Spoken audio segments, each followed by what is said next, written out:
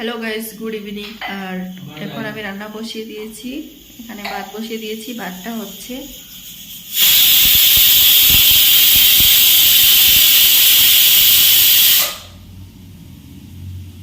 ভাত হয়ে গেছে। এখন চিকেন রান্না করব। তো চিকেন রান্না করার জন্য সব কিছু রেডি হচ্ছে, মশলা, পেঁয়াজ, আলু টালু সব কিছু রেডি করে দিচ্ছেন মিস্টার। তো এখন মাংসটা ধুয়ে তারপর রান্নাটা বসিয়ে দেবো। তো চলো ভিডিওটা দেখতে থাকো। চলো দেখিয়ে দিই কী কী রেডি হচ্ছে। তো দেখো, আমি এখানে গামলা নিয়ে নিয়েছি। এখন যে মাংসটা আনা হয়েছে, মাংসটা ঢেলে দিব, ভালো করে ধুয়ে নেব। এইখানে দোকান থেকে চিকেন আনার সময় ওরা ভালো করে পরিষ্কার করে কেটে তারপর ধুয়ে দিয়ে ভালো করে, মানে কোনো ধরনের ময়লা থাকে না। তারপরও বাড়িতে এনে 2-3 বার ভালো করে আমি ধুয়ে নিই।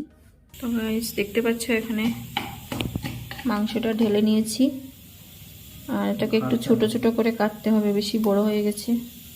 তো চলো আগে ধুয়ে নিই। আর অনেকটা ঠান্ডা, ফ্রিজে ছিল হয়তো, প্রচুর ঠান্ডা। যেখানে হলো পেঁয়াজ, কাঁচা লঙ্কা, পেঁয়াজ কাটা হয়ে গেছে, কাঁচা লঙ্কা, আর এই যে দেখতে পাচ্ছ আদা, রসুন, আর এর মধ্যে কাঁচা লঙ্কাটাও দেওয়া হবে। দেওয়ার পর তারপরে কুটে নেওয়া হবে ভালো করে। আর এখানে পেঁয়াজ কাটা রয়েছে, আর এখানে ধনিয়া পাতাটা আমি বেছে নিব। তো আগে মাংসটা ধুয়ে নিই, তারপর সব কিছু রেডি করে তারপরে দেখাচ্ছি। সব কিছু ভালো করে ধুয়ে নিয়ে এসেছি। এখানে আলুটাকে আমি জলের মধ্যে ভিজিয়ে রেখেছিলাম, কারণ আলু ভিজিয়ে রাখলে আলু কালো হয় না, শুধু এমনি কেটে রেখে দিলে কালো হয়ে যায়। এখানে সব কিছু মশলা দিয়ে ভালো করে মাংসটাকে ম্যারিনেট করে নেব। তার জন্য প্রথমে দিয়ে দিচ্ছি থেতো করে রাখা এলাচ আর কয়েকটা লবঙ্গ।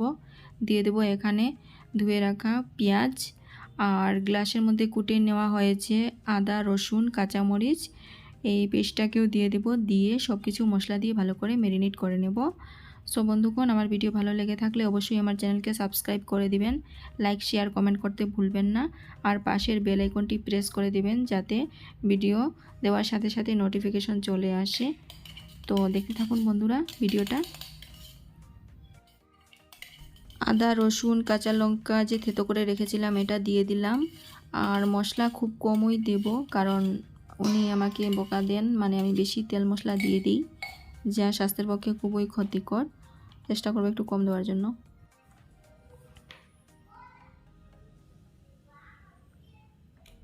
এই হলুদ কম দে। সো দিয়ে দিলাম হলুদ, আর দিলাম লবণ পরিমাণ মতো, জিরের গুঁড়ো দিয়ে দেব।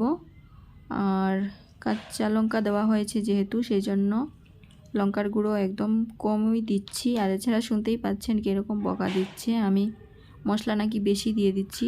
চিকেনের মধ্যে একটু মশলা না দিলে কি একদম কম মশলা দিয়ে খাওয়া যায়, ভালো লাগবে? তো দিয়ে দিলাম এখানে ধনিয়ার গুঁড়ো, আর তেল দিয়ে দিব। দিয়ে ভালো করে ম্যারিনেট করতে হবে।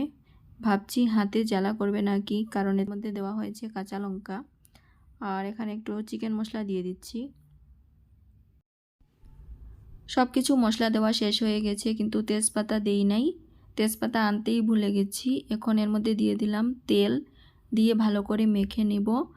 আর গরম মশলা, দারচিনি কয়েক টুকরো দিয়ে দিলাম। দিয়ে দারচিনির ফ্লেভারটা আমার ভালো লাগে, তো দিয়ে ভালো করে এখন মেখে নিচ্ছি। মেখে তারপর চলে যাব সোজা রান্নাঘরে। ততক্ষণ আপনারা ভিডিওটা দেখতে থাকেন বন্ধুরা।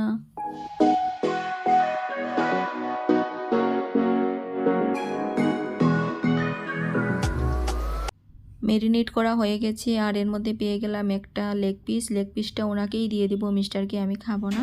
চলে আসলাম রান্নাঘরে, গ্যাস অন করে কড়াইটা বসিয়ে দিলাম।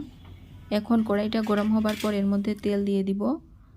কড়াই গরম হয়ে গেছে, তেল দিয়ে দিচ্ছি। আমি খুব অল্প তেলেই রান্না করছি, বেশি তেল দিচ্ছি না। এর থেকে কম তেলে আমি রান্না করতে পারবও না। জানি না কে কীরকম রান্না করে, আমি একদম তেল মশলা কম দিয়ে রান্না করতেই পারি না, কারণ হয়তো আমার অভ্যাস হয়ে গেছে। এখানে সম্বাসের মধ্যে দিয়ে দিলাম 2-3 টুকরো দারচিনি, একটু সাদা জিরে, আর দিয়ে দেব এখানে অল্প পেঁয়াজ। দিয়ে তারপর চিকেনটা দিয়ে দেব। তো দারচিনি আর সাদা জিরেটা একটু বেশি জ্বলে গিয়েছে। এখন আমি চিকেনটা দিয়ে দিলাম তেলের মধ্যে, দিয়ে ভালো করে কষিয়ে নেব। তো দেখুন তো বন্ধুরা, আমি কি মশলা বেশি দিয়ে দিয়েছি? এই পরিমাণ তো ঠিক আছে বলো? এর চেয়ে কম মশলা দিয়ে কি খাওয়া যাবে? আসলেই তেল মশলা কম খাওয়াটা পেটের জন্য খুবই ভালো, বিশেষ করে যারা গ্যাসের সমস্যায় ভোগেন, বা যেমন আমি আলসারের পেশেন্ট। কিন্তু কি করব, আমার জন্য কি ও খাবে না? ওর তো খাওয়ার ইচ্ছে হয়, এখন আমি খাই না বলে ও খায় না। তো আমি যদি বলি হ্যাঁ আমি খাবো, তাহলে ও নিয়ে আসে। তো খুব কমই আসে আমাদের ঘরে, যেমন মাসে 2বার চিকেন আসে, এর চেয়ে বেশি আসে না। বেশিরভাগই আমার ঘরে নিরামিষ খাবার চলে। তো এখানে আমি ধনিয়া পাতাটা নিয়ে এসে গেছি, আর এখন ভালো করে ধনিয়া পাতাটা বেছে কিছুটা কিছুটা কি পুরোটাই মানে ক্যারি ব্যাগের মধ্যে ঢুকিয়ে রাখবো, কারণ আমার ঘরে তো ফ্রিজ নেই। তো ক্যারি ব্যাগের মধ্যে ঢুকিয়ে রাখলে কি হয়, অনেক দিন যাবৎ ধনিয়া পাতাটা থাকে। আর অল্প ধনিয়া পাতা ধুয়ে আমি চিকেনের মধ্যে দিয়ে দেব। তো দেখো আমার ধনিয়া পাতাটা বাছা পুরো শেষ হয়ে গেছে। এখন আমি ক্যারি ব্যাগের মধ্যে স্টোর করে রেখে দিব। আর এখানে চিকেনটা কষানো হয়ে গেছে, আর চিকেন থেকে তেল মশলাও ছেড়ে দিয়েছে। এখন এর মধ্যে জল অ্যাড করব। মশলা আর তেল ছেড়ে দিয়েছে, দেখাই যাচ্ছে। তো জল অ্যাড করে আমি এখানে চিকেনটাকে ঢেকে রেখে দিলাম। এখন চলে এসেছি বাসন ধোয়ার জন্য। কিছুটা বাসন, প্রায় অনেকটাই বাসন আমি নোংরা করে ফেলেছি। বাসনগুলোকে ধুয়ে তারপর কিছু গুছিয়ে রেখে দিলে সকালে মানে পরিশ্রমটা কম হয়। এখানে চিকেনটাও হয়ে গেছে। চিকেনের মধ্যে আমি এখন ধনিয়া পাতাটা অ্যাড করব। দেখুন তো একটু ঝুলঝুল করে রেখে দিয়েছি, আর এখন এর মধ্যে দিয়ে দেব ধনিয়া পাতাটা। তো বন্ধুগণ, আজকের ভিডিওটা আমি এখানেই শেষ করছি। দেখা হবে পরবর্তী একটা ভিডিওর সাথে। ভালো থাকবেন। Tata, by friends.